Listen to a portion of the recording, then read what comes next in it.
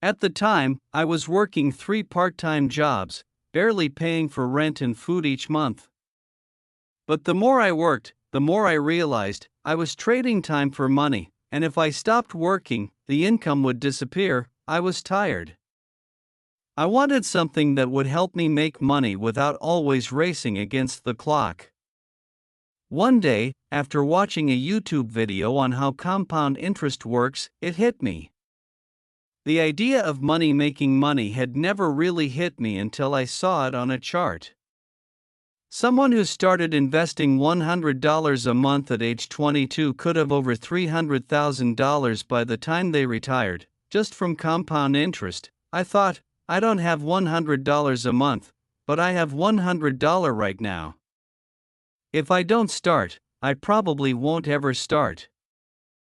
I tried a few things to make money fast: dropshipping, crypto, following the trend, even joining investment signal groups, and ended up losing more than I gained.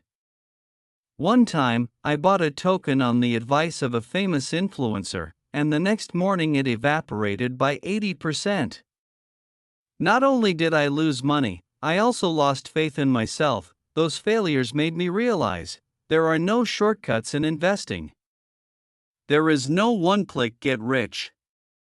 If I want to build a solid financial foundation, I need to learn, understand, and do it slowly but surely. I don't invest because I want to be rich. I invest because I'm afraid of being poor all my life. I looked at my parents. They worked hard all their lives, but when they retired, they still had to worry about every penny.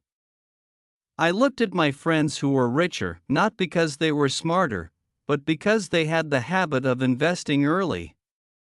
I didn't want to continue running around in circles to make a living. I wanted to build a financial foundation to have the freedom to choose, and then I found the concept of long-term investing, investing for the long term, patiently, not needing to be extremely smart, just disciplined.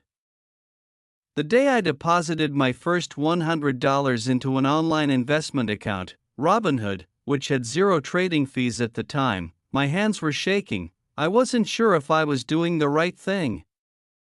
I wasn't sure if I was going to lose everything. But I knew one thing: if I didn't start, I would never learn. I bought my first stock, a penny stock, maybe not the smartest choice, but my first stock. I felt like I had just entered a new world. Right after I bought my first stock with $100, an undervalued tech company, I felt great. I checked my account every hour. When the stock went up $2, I was thrilled. When it went down $3, I worried all night. I stopped being an investor and became a chart-watching junkie, and then it happened. When I read a Reddit comment about a stock that will triple in the next month, I jumped in like a moth to a flame. I sold my old stock, scraped together some money from my savings account, and went all in. The result? Within 5 days, the stock was down 35%. I panicked, sold, and lost nearly $70, more than 60% of my initial investment. I felt stupid. I thought I understood the market, but in reality, I was nothing more than gambling. That's when I understood something important. Investing isn't just about picking the right stocks, it's about learning how to manage your emotions. I realized I bought because of FOMO, fear of missing out. I sold because of fear. I didn't have a strategy, and if I kept going like that, that first $100 was just the beginning of a series of bigger failures. I decided not to add more money. Instead, I added knowledge. I read books: The Little Book of Common Sense Investing by John C. Bogle, Rich Dad Poor Dad by Robert Kiyosaki, The Psychology of Money by Morgan Housel. I watched videos, read blogs, and observed successful people. What they had in common was not superintelligence, but rather discipline, patience, and long-term thinking. I began to understand that investing is not about who is faster but about who survives longer. After 3 months of research, I went back into the market, this time with $50. I invested in an ETF that tracked the SP 500, an index fund that represents the 500 largest companies in the US. It wasn't sexy. It wasn't moon. But it was safe, stable, and reflected the real economy. I also started using a paper trading app to practice picking stocks, understand how to read financial statements, and learn how to analyze simple charts. I no longer invested to try my luck, I invested because I understood why I chose the company. In the first 6 months, I lost about $150 due to bad decisions. But in return, I learned lessons that school never taught me. 1. Don't chase hot news. The market will react before you know it. 2. Don't invest in something you don't understand. If you can't explain what a company does in 2 sentences, you shouldn't invest in it. 3. Investing won't make you rich quick, but it will make you rich for sure. 4. Losses are part of the journey. What matters is what you learn from each loss. After a year, I went from playing stocks to investing as a habit. I set up an automatic investment of $50 a month in ETFs, and a small portion in stocks I knew well. I checked my portfolio once a month, no more staring at charts every hour. The most important thing I realized was not the returns, it was this: I was taking control of my financial future. After a year of losing, learning, trying again, what I realized is, the market doesn't need you to be smart, it needs you to be consistent. I no longer want to waste time guessing which stocks will rise tomorrow, which news will cause volatility. I need a system that will help me keep my money, grow steadily, don't get caught up in emotions, and I found that in a simple but effective investment method: passive index investing and reasonable capital allocation. Currently, I invest $300 to $500 a month, divided into the following proportions: small blue diamond 70%, long-term index ETF, passive. I choose Vanguard SP 500 ETF, VO, because it tracks the top 500 US companies. Low management fees, stable returns of 8 to 10% year on average, small blue diamond 20%, single stocks, active. I only choose companies I understand deeply: Apple, Google, or Costco. I look at their financial statements, business models, and long-term strategies. Small blue diamond 10%, REIT, real estate. I want passive income from dividends. I choose VNQ, a fund that invests in commercial real estate, paying regular quarterly dividends.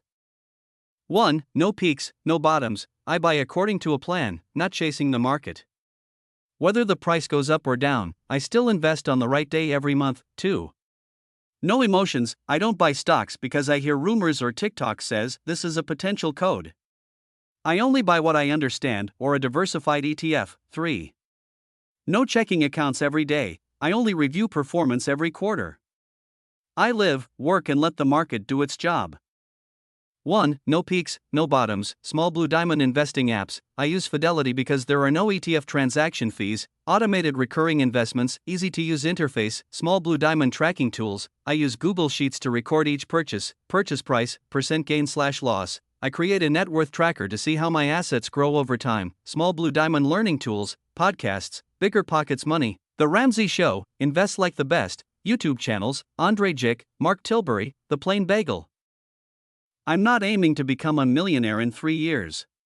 My goal is achieve financial freedom in 10 to 15 years. Let's say I invest $500 a month consistently at 8% compounded interest. After 10 years, $91,000. After 15 years, $176,000. After 20 years, $295,000. And that's not counting raises, bonuses, or additional investments. What I'm after is not a get rich quick, it's a system for lasting wealth. Easy to follow, anyone can start with a small amount of money, low risk, ETFs are diversified, no need to pick the right stocks, low time commitment, no need to sit and watch the market, focus on habits, not financial intelligence. Do you know what keeps me investing, even when the market is on fire? It's not because I like money, it's because I hate feeling dependent. I don't want to be 40 and still have to bow my head and ask for a vacation. I don't want to be 60 and start living my life. I don't want to be dependent on my children or a meager pension when I'm old. I want freedom. I want the right to choose the job I want, live where I want, and help my family when they need it, without worrying about money. And I know, to do that, I have to invest. Throughout this journey, I learned 5 things that are more important than any chart or strategy. 1. Start small rather than not start at all. The first $100 didn't make me rich, but it changed the way I look at money. 2. Discipline is more important than intelligence. You don't need to read 50 financial books. You just need to do it consistently, the right way, for long enough. 3. Spend less than you earn. Always true. Every dollar I don't spend is a dollar that could have been invested, that could have made money. 4. Compound interest is the magic of time. Nothing happens in a year, but in 10 years? You won't believe how far you've come. 5. Financial freedom isn't for the lucky. It's for the planner. I know what it feels like to have $100 or less. I know the anxiety, the doubt, the fear of losing money. I used to think I didn't have enough to start, but the truth is, backhand index pointing right, you don't need a lot of money, you need habits. Start with 1. Open a free investment account, Fidelity, Schwab, Vanguard. 2. Automatically contribute $50, $100 per month to an ETF like VO, SPY, or VT. 3. Read a book every quarter, like The Simple Path to Wealth by J.L. Collins. 4. Never stop learning, but don't let knowledge kill action. From someone who knew nothing about investing, who was scared every time the market dropped, who thought he wasn't good enough, I had a portfolio of over $15,000 after a few years, just by investing regularly. But more importantly, I had faith. I knew if I kept going, I would reach financial freedom, and I wasn't as scared as before. You're not watching this video by accident. Maybe you're tired of never having enough money, maybe you're tired of living paycheck to paycheck, or maybe you just want to live a more meaningful life, and I'm here to tell you, you can change that. You can start with $100, you can become the version of yourself you've always dreamed of being. If you start today, the final message: financial freedom doesn't come from beating the market. It comes from beating yourself every day.